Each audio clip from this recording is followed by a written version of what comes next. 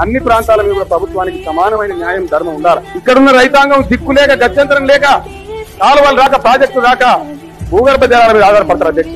ఒక ప్రాంతంలో రైతాంగానికి ప్రాజెక్టు ప్రభుత్వ సొమ్ముతో కట్టి వెంటనే ప్రభుత్వ సొమ్ముతో చేసి అతి చౌకగా అక్కడ నీళ్లు ఇస్తున్నారు, సంతోషం, ఇవ్వండి, ఇంకా దక్కించండి.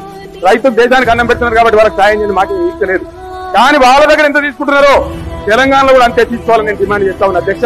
తెలంగాణ రైతాంగానికి వ్యవసాయానికి ఫ్రీగా పవర్ సప్లై చేయాలని చెప్పి నేను డిమాండ్ చేస్తా ఉన్నా అధ్యక్ష. ఇది న్యాయం చేసినట్టు అవుతుంది తప్ప ఇదేం గొంతెమ్మ కోరిక కాదు. దేశంలో మరెక్కడా లేని విధంగా చరిత్రలో మొదటిసారిగా వ్యవసాయానికి 24 గంటల పాటు ఉచితంగా నాణ్యమైన విద్యుత్ సరఫరా చేస్తున్న రాష్ట్రంగా తెలంగాణ సరికొత్త రికార్డు సృష్టించిందనే సంతోషకరమైన విషయాన్ని సగర్వంగా ఈ సభ ద్వారా ప్రజలకు తెలియజేస్తున్నాను.